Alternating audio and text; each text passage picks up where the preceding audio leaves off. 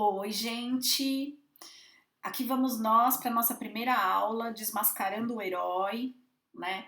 E por que eu proponho que é necessário desmascarar o herói, né? Por que eu proponho, inclusive, que é necessária uma aula sobre desmascarar o herói? Porque o herói real, o herói que nós estamos tratando aqui nesse curso, ele é o contrário, o total contrário de alguém que precisa se mascarar.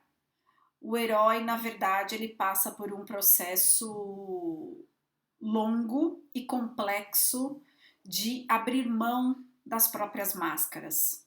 Todos nós usamos máscaras, é verdade, é bem real, né? Inclusive eu aqui falando com vocês, por mais que eu tenha me descrito, eu não trouxe exatamente o meu lado sombrio ou o meu lado vergonhoso para mostrar para vocês, pelo menos não de saída, né? Mas o herói real, ele é aquele que vai se tornando cada vez mais corajoso. Não exatamente da forma que a gente está acostumado a ver nos quadrinhos ou nos filmes, não é exatamente uma coragem de se colocar, por exemplo, na frente de um trem para defender uma pessoa, até pode ser, mas raramente. Esse herói que nós estamos falando aqui é um herói que vai se tornando, pelo contrário, cada vez mais humilde, o que não tem nada a ver com ser humilhado, tá? Um herói que se torna cada vez mais humilde é um herói que precisa cada vez menos de artifícios para parecer algo que ele na verdade não é. Nesse sentido, eu quero inclusive reservar para vocês uma pequena surpresa na última aula do nosso curso sobre mim. E eu queria falar detalhadamente sobre um pedacinho da minha jornada heróica que tem aqui super a ver com o curso, com a psicoterapia, com tudo isso que eu estou trazendo aqui para vocês. Eu faço questão de compartilhar com vocês algo que ilustre de verdade aquilo que eu estou não só tentando ensinar, como tentando propor que cada um de nós, cada um de vocês, realize na própria vida. Então, aguardem a última aula, que vem por aí uma revelação legal. Não é nada bombástico, mas é uma revelação que tá super dentro do contexto do que eu tô tentando aqui trazer para vocês, inspirar vocês, mover dentro de vocês. Então vamos lá. Desmascarando o herói. Primeiro eu queria começar falando para vocês, ou pelo menos tornando consciente dados sobre o heroísmo do senso comum, o que a gente costuma associar automaticamente com o herói. Características que se costuma associar ao herói: corajoso, impetuoso, amante da justiça, luta pela justiça coletiva. Essa parte é bem importante, luta pela justiça coletiva. É abnegado, forte, impetuoso, generoso, protetor, defensor dos oprimidos, é sensível, resiliente, salva a mocinha indefesa e sempre fica com ela no final. Certo? Esse é o lugar comum, esse é o clichê do que nós estamos acostumados a automaticamente deduzir que um herói é. A minha proposta é que nós deixemos essa ideia para trás. Mas para que a gente possa fazer isso, a gente precisa se conscientizar do que a gente automaticamente associa com o herói. Da mesma forma, a gente associa características com a heroína. Características que se costuma associar à heroína. Ela é corajosa, sensata, cuidadora, forte, luta pelas mulheres e crianças, é abnegada também, compassiva, mãe e profissional exemplar, super mulher, sábia, magra, sensual, autossuficiente. Em geral, ela inclusive nem quer um companheiro, né? Se a gente pensar na Imperatriz Furiosa de Mad Max Fury Road, ou se nós pensarmos na nova Mulher Maravilha, que durante o filme afirma que o homem é dispensável, né? Então, essa heroína clichê tem deixado cada vez mais claro que a rota dela é sozinha, é bem individualista, certo? Só para que nós vamos nos conscientizando do que a gente costuma associar com os heróis ou do que é vendido para nós que os heróis são e a gente engole e toma aquilo para nós como se fosse verdade ou realidade. Realidade no sentido do que é um herói, ponto.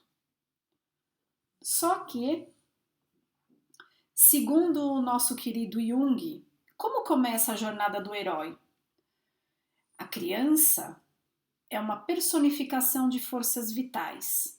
Representa o mais forte e inelutável impulso do ser, isto é, o impulso de realizar-se a si mesmo.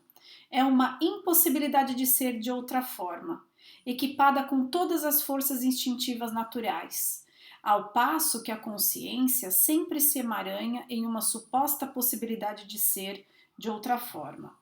O impulso e a compulsão da autorrealização é uma lei da natureza e por isso tem uma força invencível, mesmo que seu efeito seja no início insignificante ou improvável. Eu vou por partes nesse período muito importante sobre o nosso assunto. E assim, Jung começa falando sobre a criança. Então, quer dizer, o nosso herói começa cedo na jornada dele. Jung diz que a criança representa o mais forte e inelutável impulso do ser. Isto é, o impulso de realizar-se a si mesmo. É uma impossibilidade de ser de outra forma. Todo mundo já deve ter visto como uma criança se apega ao que ela de fato deseja, ao que ela quer, ao que ela precisa naquele momento, né? Uma criança saudável, ela é uma força da natureza. Ela chora quando ela tá triste ou com raiva, ela chora quando ela tá com fome, ela protesta. Se ela tiver confiança no ambiente dela, ela não vai aceitar, por exemplo, suavemente um copo de água quando ela tá com fome, certo? Ela vai inclusive achar bem estranho ela tá com fome e uma pessoa vir e oferecer água para ela. Provavelmente vai aumentar a indignação dela, supondo que ela seja uma criança saudável. E aí, conforme nós vamos crescendo, a gente vai sendo educado, né? A gente precisa passar por esse processo, por esse sacrifício do voluntarismo da criança, né? Daquele eu quero porque eu quero e eu quero na hora que eu quero. Nós precisamos mesmo passar por um treinamento para que os nossos desejos e as nossas vontades sejam comunicados de uma forma mais aceitável para as outras pessoas. E também a gente precisa passar por um treinamento para aprender a esperar, para aprender a trabalhar pelo que a gente quer, para aprender a ter um pouco de paciência e resiliência para chegar onde a gente quer. Acontece que o nosso treinamento costuma ou não ser muito efetivo e a gente cresce como crianças grandes, voluntariosas, ou ele costuma ser efetivo demais e nós crescemos tentando nos adaptar ao desejo dos outros. Isso foi a Nick descendo da cama. Ou a gente costuma crescer tentando se adaptar ao desejo dos outros, ao que a sociedade espera de nós, e assim por diante. Em outras palavras, aquele adulto que é uma criança grande, que se tornou voluntarioso, que não foi muito bem treinado para aguardar, para esperar, para ter um pouco mais de traquejo social para conseguir o que quer, nos nossos filmes em geral ele vai ser o vilão. Ele vai ser aquela pessoa que faz qualquer negócio para conseguir o que quer. E do outro lado, essa pessoa cujo treinamento errou um pouco da mão, essa pessoa que acaba procurando se adaptar muito ao que é esperado dela coletivamente, socialmente, quem ela retrata nos filmes? O herói. Olha que interessante. Nós somos treinados para achar que o herói é aquele que se martiriza por um bem coletivo. Não é interessante isso? O herói não é aquele que vai cada vez mais abrindo mão das máscaras, como eu falei para vocês na primeira parte dessa aula. Não! O herói do senso comum, o herói clichê, o herói que nos ensinam é aquele que praticamente deixa os seus sonhos e os seus chamados de lado. E toma algumas atitudes que muitas vezes impedem que ele tenha o trabalho que ele gostaria, que ele forme a família que ele gostaria, que ele leve uma vida comum. Então, bem restritivo esse herói que nos ensinaram, né? Continuando com o período do Jung. Então, a criança, ela mostra uma impossibilidade de ser de outra forma. E ela vem equipada com todas as forças instintivas naturais, ao passo que a consciência, isto é, gente, o amadurecimento, sempre se emaranha em uma suposta possibilidade de ser de outra forma. Quer dizer, o adulto que foi treinado para além da conta, tá sempre querendo ser algo que ele não é. Ele sempre acha que ele é errado em alguma coisa, ele sempre se acha inadequado em alguma coisa, ele sempre acha que ele poderia ser melhor, ele sempre acha que ele está na carreira errada, ele sempre acha que ele está fazendo pouco para o filho, pouco para a esposa, ele sempre se acha imperfeito. Voltando para o Jung, o impulso e compulsão da autorrealização é uma lei da natureza e, por isso, tem uma força invencível, mesmo que seu efeito seja no início insignificante ou improvável.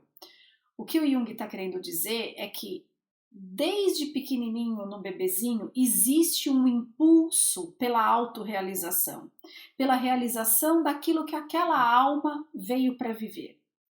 Mas parece, com esse período, que o Jung está querendo dizer é que nós deveríamos todos, enquanto adultos, virar crianças grandes, certo? Que nós deveríamos ser voluntariosos e defender os nossos desejos e vontades até o último segundo e de todas as formas que nos forem necessárias.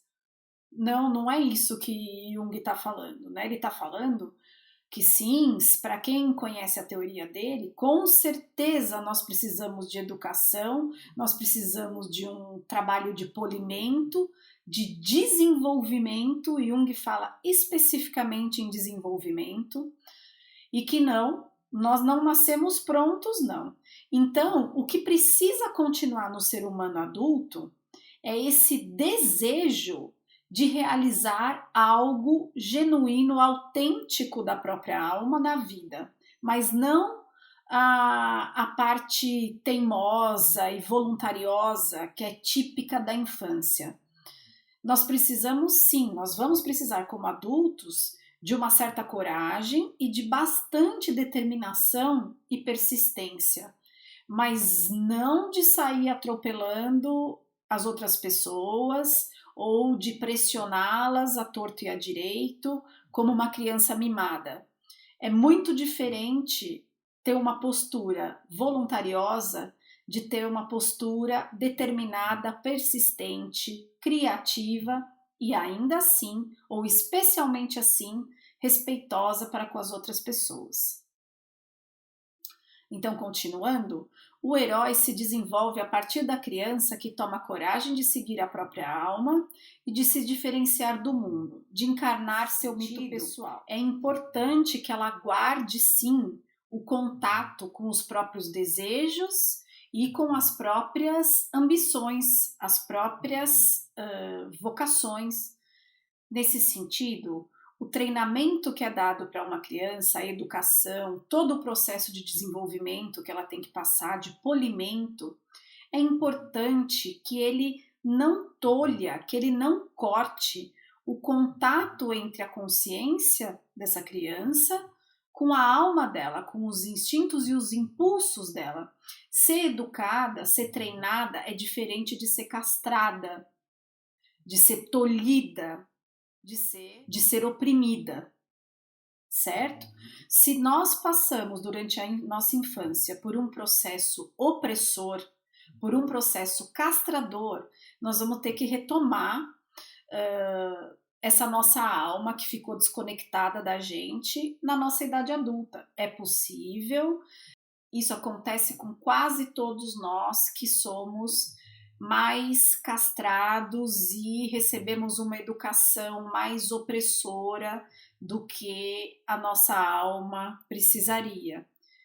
Por outro lado, aquelas crianças que se tornaram adultos e durante seu treinamento não desenvolveram força e condição de segurar um pouquinho, administrar melhor os seus impulsos e os seus instintos, vão ter que passar por isso na idade adulta também provavelmente por um processo terapêutico, aprender a administrar melhor a sua força, os seus instintos, os seus impulsos, aprender a olhar para o vizinho, aprender a negociar e não a manipular, aprender a esperar, tanto para a pessoa que foi mais castrada, quanto para a pessoa que não aprendeu direito a administrar os próprios impulsos e instintos e que não aprendeu muito bem a se colocar no lugar do outro.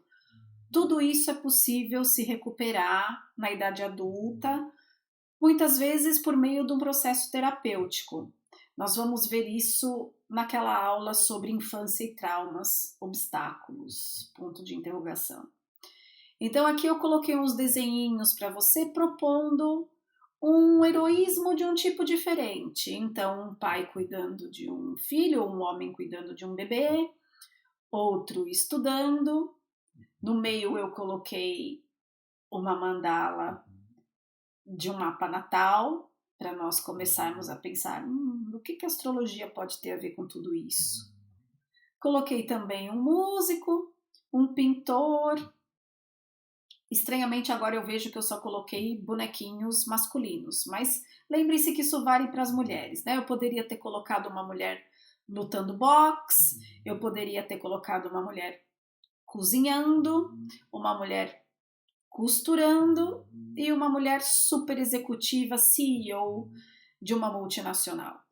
Assim, pessoal, o herói real, aquele que eu estou trazendo para vocês aqui na alma heróica, é uma pessoa que ou não perdeu o contato com a própria criança interna, ou, através de um processo terapêutico, conseguiu refazer o contato com essa criança interna, que é sua fonte de força e sua fonte de informação.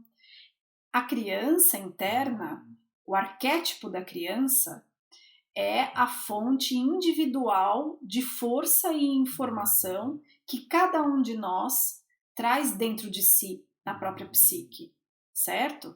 Então o herói, ele tem um contato saudável, ele tem uma comunicação saudável, um intercâmbio saudável com essa criança interna. Nem ela manda no adulto, certo? Nem o adulto perdeu o contato com ela. Existe um equilíbrio, existe um diálogo, uma relação entre essa pessoa que cresceu e a criança que essa pessoa foi um dia. Se Se não. esse elo, se esse diálogo estiver perdido, recomendo um processo terapêutico para resgatar essa possibilidade, tá? Então, continuando, sacrifica-se o passivo conforto da obediência para obter uma consciência maior. A rebeldia se revela uma benfeitora a longo prazo, desde que atribua à consciência e ao esforço um valor maior do que o atribuído ao conforto. Não é possível alcançar um novo estágio de desenvolvimento psicológico sem ousar desafiar o código do estágio antigo. O que significa isso, pessoal, trocando em miúdos? Que assim, aquela rebeldia da criança, por mais que ela esteja sendo bem administrada, aquela necessidade que a criança tem de realizar os próprios sonhos precisa estar atuante, não pode estar completamente abafada e fora de contato com a consciência, porque é ela que vai dizer não ao chamado coletivo. Se nós não dissermos não ao chamado coletivo, nós vamos ser escravos de uma sociedade, nós vamos ser escravos de um sistema. Nós podemos servir a um sistema respondendo ao nosso chamado, colaborar com a sociedade, colaborar com o sistema através da resposta ao nosso próprio chamado. Se nós não fizermos isso, nós vamos ser apenas mais uma pecinha na grande engrenagem da vida. Nós estaremos servindo a algo que não partiu minimamente de nós, do qual a gente não tem a menor participação. Então é importante manter uma certa rebeldia, uma certa individualidade, para que a gente não saia por aí se submetendo a qualquer coisa.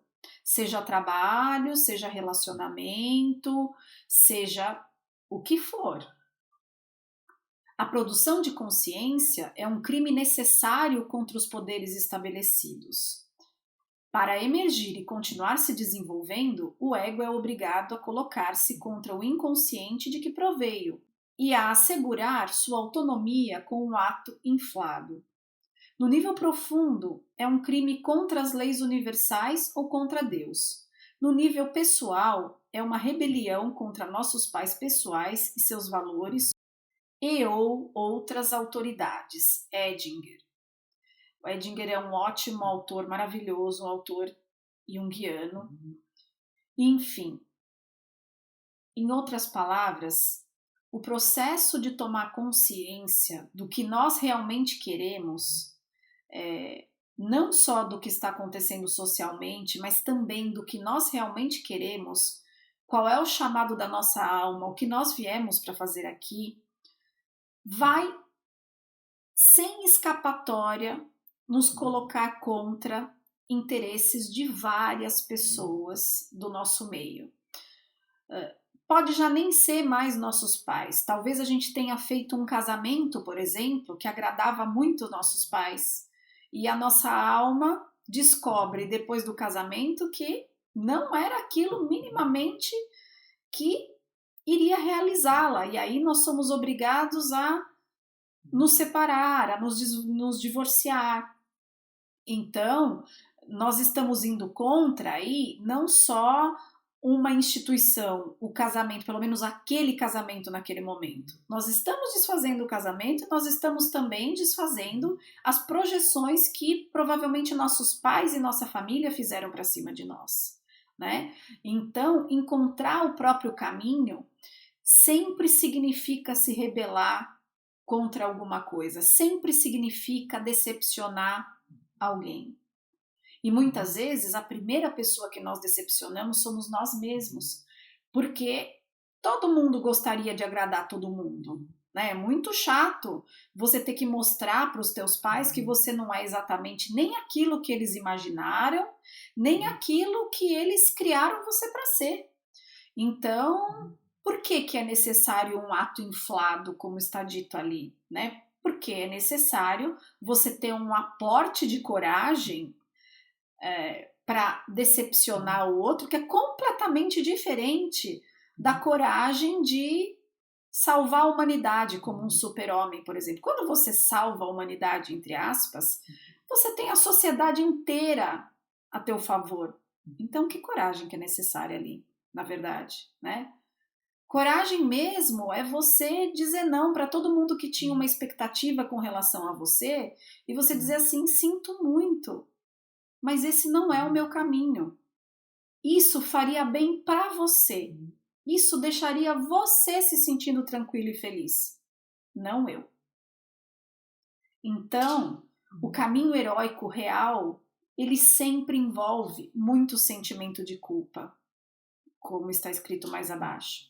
Na verdadeira jornada do herói, sempre há muito medo, sempre há risco e também há sentimento de culpa. Se você está numa jornada heróica, você vai decepcionar alguém. Se você está no seu caminho, você vai se sentir sozinho.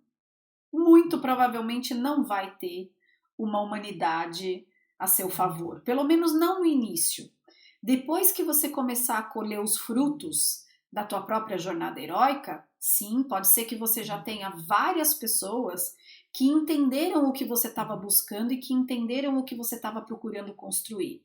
Mas no início, e no início eu quero dizer por muitos anos, por vários anos, você vai se sentir sozinho e você vai se sentir decepcionando algumas pessoas bem importantes para você. Quando a gente diz que você vai contra as leis universais ou Deus, é que isso inclui, inclusive, às vezes, você sentir que meio que se rebelar contra seus pais é quase que um atentado contra Deus. A culpa que você sente internamente é de estar quebrando um tabu terrível. E é interessante porque muitas vezes essa decepção perante os pais costuma incluir mesmo uma quebra de pacto com uma determinada religião, por falar em Deus. Às vezes é inevitável. Pode exigir a nossa caminhada heróica uma quebra de pacto, por exemplo, com a religião dos nossos pais. E aí a gente não só está decepcionando nossos pais, como a gente fica com a sensação terrível de que nós estamos decepcionando Deus também, né? Então, os nossos pais são representantes de Deus aqui na Terra. Então, não é pouca coisa o sentimento de culpa que envolve uma jornada heróica real. Lembrando que a jornada heróica clichê, a jornada heróica que nós costumamos ver nos quadrinhos ou no cinema, é uma jornada heróica que tem, desde o início, apoio de uma porção de gente. Então aí não dá para a gente falar realmente na coragem daquele que está tentando se tornar ele mesmo, daquele que não está tentando agradar todo mundo, daquele que está tentando descobrir qual é o seu caminho e o que ele veio para trazer, para servir à humanidade. Então, pessoal, Jung diria, né, que a meta da jornada heróica é a individuação. O que significa isso? O que é a individuação? Individuação não tem muito a ver com individualismo, apesar de que tem a ver com um processo de se tornar único, uno, indivisível. É um processo em que a pessoa se torna o ser único que ela veio para ser, desenvolvendo uma personalidade integrada e profundamente singular. Assim, o que uma alma heróica realmente combate são as forças interiores da letargia e do medo, assim como a falta de amor. O que eu quero dizer com isso, gente? Como assim combater a letargia? É muito mais fácil você ir com a maré, é muito mais fácil você ir com a corrente, é muito mais fácil você ir com o grupo. Mesmo que você, porque nós não estamos falando de um rebelde sem causa, né? De um adulto que simplesmente, decidiu que não vai trabalhar, que é contra o sistema, que não vai estudar, que é tudo uma porcaria. Isso também é ir com a maré. Existe a maré que vai para um grupo que é totalmente adaptado ao que a sociedade espera, e existe a maré de um grupo que vai totalmente contra aquilo que a sociedade espera. São dois grupos, certo? A pessoinha, não, com certeza ela vai trabalhar nessa vida. A pessoinha em processo de individuação, com certeza vai trabalhar, porque é através do trabalho que nós realizamos a nossa missão e a nossa vocação, mesmo que com esse trabalho nós não ganhemos dinheiro ou ganhemos muito pouco. Não tem como acontecer um processo de individuação sem trabalho. Eu, como boa taurina, né, gosto de um trabalho. Para mim é muito fácil, para minha natureza é muito fácil entender isso, né? Então, que fique claro, eu não estou falando aqui sobre não trabalhar. Eu estou falando, isso sim, sobre se diferenciar do grupo. Seja ele um grupo super adaptado à sociedade, ou seja ele um grupo nada adaptado à sociedade. Quem é você? Quem sou eu? E o que é uma personalidade integrada, gente? Personalidade integrada é essa em que existe diálogo, comunicação, intercâmbio entre as partes dela. É essa em que existe aquilo que eu falei para vocês, a criança interna, saudável, que se comunica com aquele ego suficientemente desenvolvido e forte para lutar lá fora na vida e implementar aos poucos o que essa criança veio para desenvolver e realizar aqui na vida. Que pode muito bem não ter a ver com aquele grupo inicial, original, em que aquela pessoa estava inserida, certo? Então, é preciso toda uma jornada, inclusive é preciso fazer escolhas que não têm nada a ver com a gente, para que a gente possa ir descobrindo qual que de verdade é o nosso caminho. Então, é parte do processo também tentar se adaptar a algo que não tenha nada a ver conosco. É parte do processo tentar agradar as pessoas. O que não é parte do processo é viver uma vida assim, uma vida inteira tentando se adaptar, tentando agradar. Isso é que não é saudável, isso é que é antinatural. Em algum momento nesse processo a gente tem que despertar e falar: não, tem alguma coisa errada, tem uma parte minha que está morrendo nesse processo. Inclusive, eu gostaria de indicar um livro para vocês. Vou fazer outras indicações de livro ao longo do curso, mas essa, porque nós não vamos realmente conseguir viver, às vezes, tudo que nossa alma veio para viver, né? Então, em alguns momentos, nós vamos ter que dar lugar à nossa vida não vivida. Mas digo aqui que é muito importante nós tentarmos viver a maior parte das coisas que nós viemos para viver. Realizar a maior parte dos chamados que nós viemos para realizar, né? Mas como sempre vai sobrar uma coisinha ou outra por fora, eu indico a vocês o livro Viver a Vida Não Vivida, de Robert Johnson e Jerry Rule. É um livro maravilhoso que todos deveríamos ter e até presentear as outras pessoas para que a gente deixe esse mundo melhor, no sentido de colaborar com ele para que existam cada vez menos pessoas frustradas e pouco realizadas. O herói, na verdade, gente, nesse sentido, ele está muito mais próximo ao conceito de anti-herói, que a gente costuma ver também, graças a Deus, nos cinemas e nos quadrinhos, do que ao herói em si. O anti-herói, ele não é o vilão. Ele simplesmente acaba tendo atos heróicos porque ele está vivendo a vida que ele escolheu para ele. E não porque ele partiu para salvar a humanidade, né? Então, às vezes, quando nós estamos no nosso caminho heróico real, nós podemos sim tocar a alma de muita gente e às vezes até fazer uma diferença enorme nas vidas.